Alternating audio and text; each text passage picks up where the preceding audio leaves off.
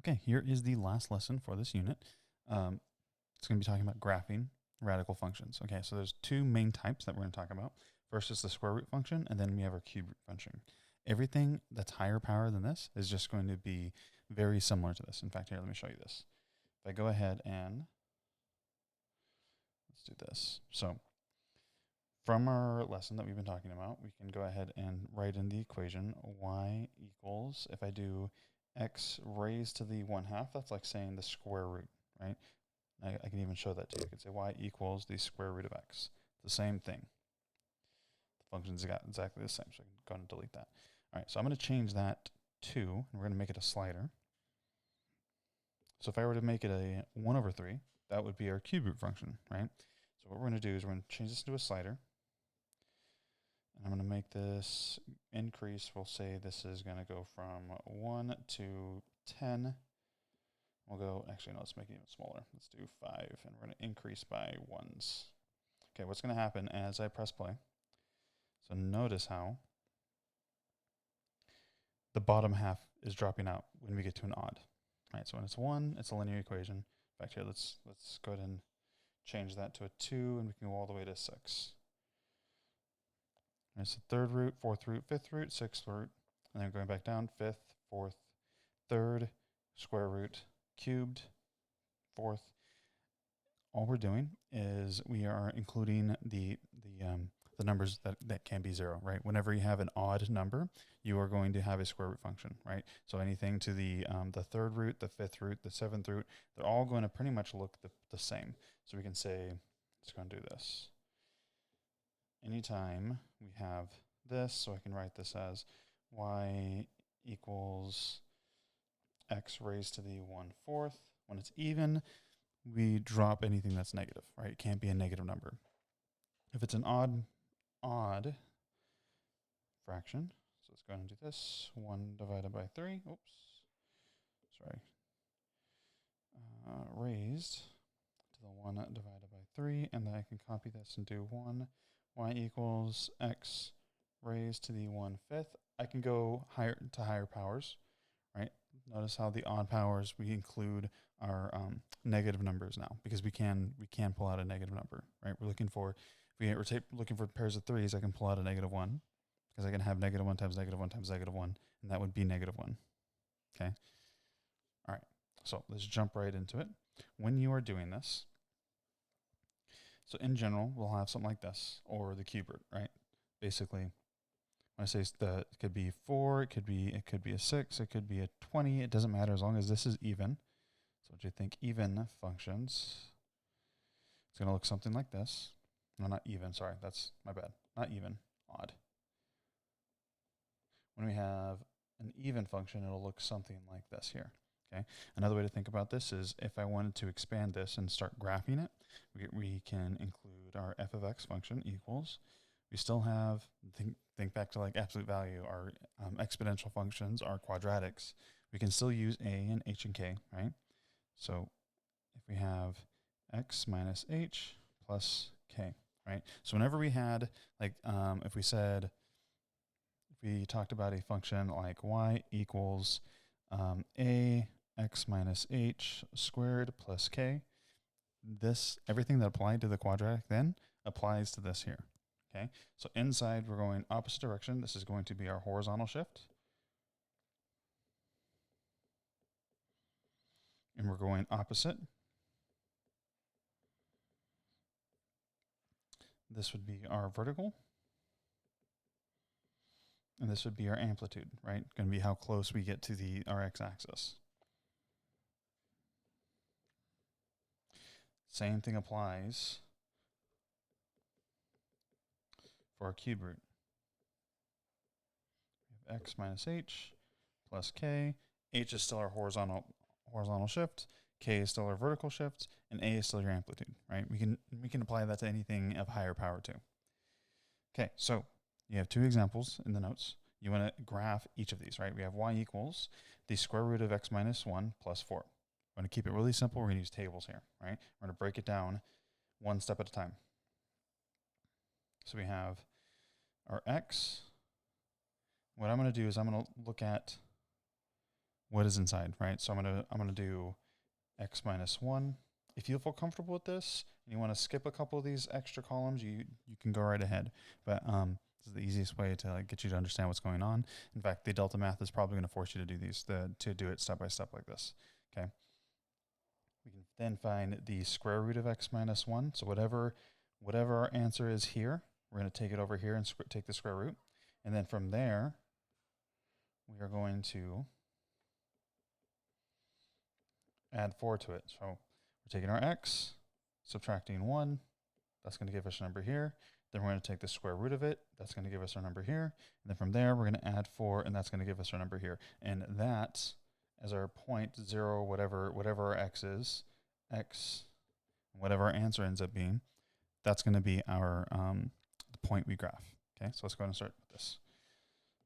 So we have, let's do an easy one, right? So if I start with 0, well, 0 minus 1 is just going to be negative 1. Can we take the square root of negative 1 and get a real answer? We can't. So we're not going to actually start with 0. We're not going to, the point of my graph where we go like this is not going to be at the origin. Okay. Basically, one of the things we're going to think about is like, what numbers can I plug in here and get a easy number for us, an easy number that we can take the square root of.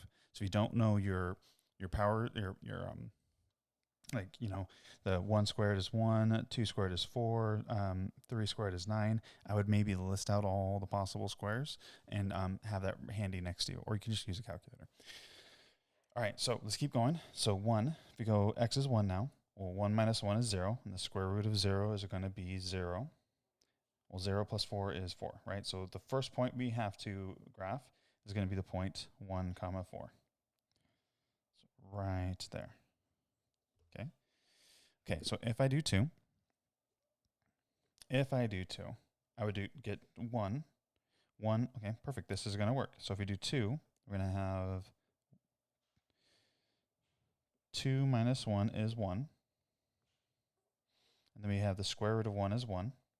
Plus 4 is going to be 5. So the next point we're going to graph is 1, 5. Sorry, 2, 5. 2, 5.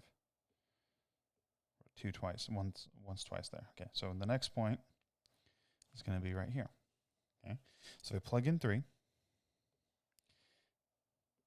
We get 2. We can't take the square root of 2 very easily.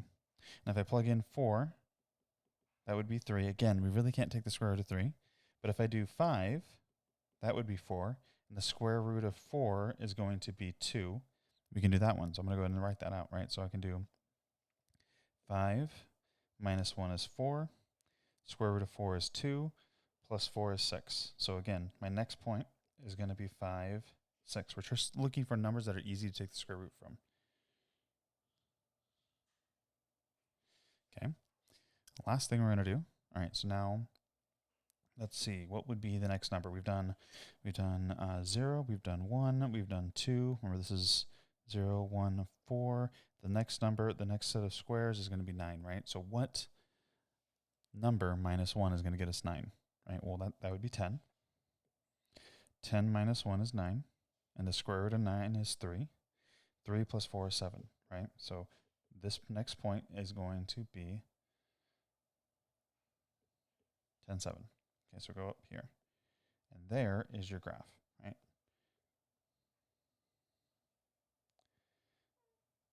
And there's your graph. That's example 1. The last problem we're going to do, this is now a cube function, right? So we can have negative numbers when we talked about that. We talked about this up here, right? We have an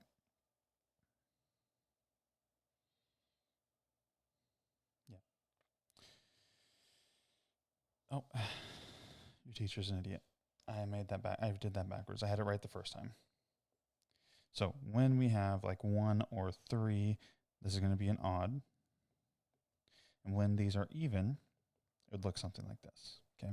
So if we're talking about a cube root, so it's going to be, in general, it's going to be a figure that looks like this. So we have to have some negative numbers, some positive numbers, right? We know, if you think about the pattern, that this right here is going to be a shift to the right 3. And this is going to be a shift down 5. Okay. So instead of starting with 0, I can think about like, hey, I'm just going to shift everything over to the right 3. So instead of having my middle number on the table, 0, we're now going to have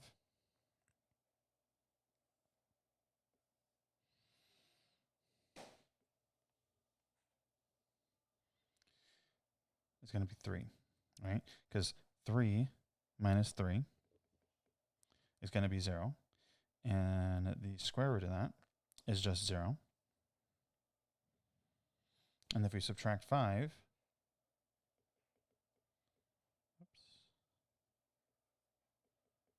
minus 3 minus 5, this is going to be negative 5, right? So I'm going to go ahead and go down where I go at the point 3, negative 5. That's the first point, right? That's the middle of my graph here, okay?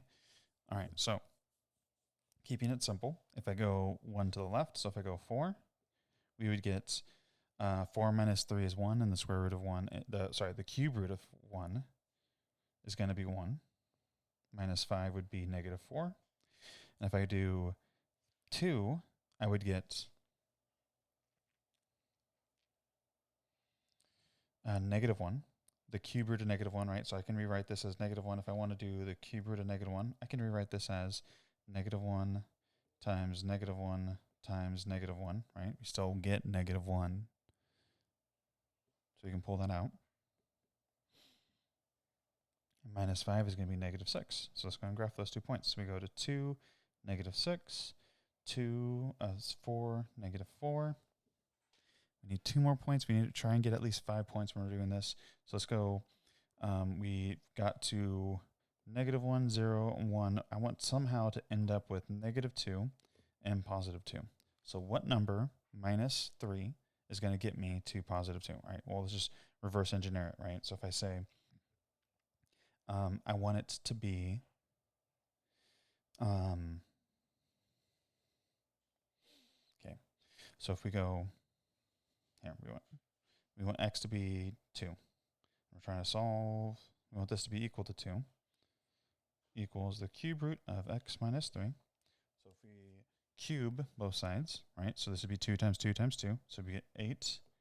We get minus 3.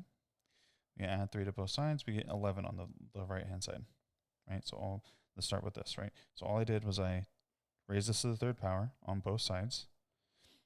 And then I added 3 to both sides, right? So x is equal to 11 here, right? So, oops, sorry. All right, so once we have 2, right, we're going to subtract 5 from that. So 2 minus 5 is going to be negative 3. So we go 11. Oh, it doesn't even fit on my scale, so it doesn't matter, okay? So if I go to negative 2 now, so instead of down here, let's make my pen a little easier to read.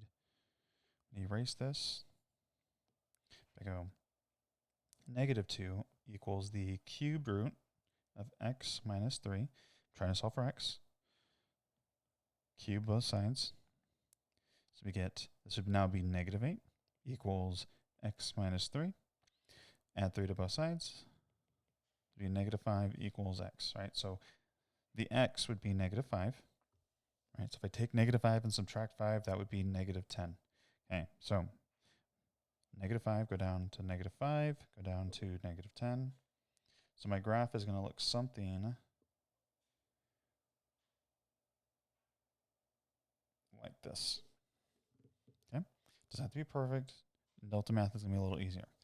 All right, that is the end of this lesson. If you have any questions, feel free to reach out to me. We're going to be doing a quiz on the 10th, so on Monday.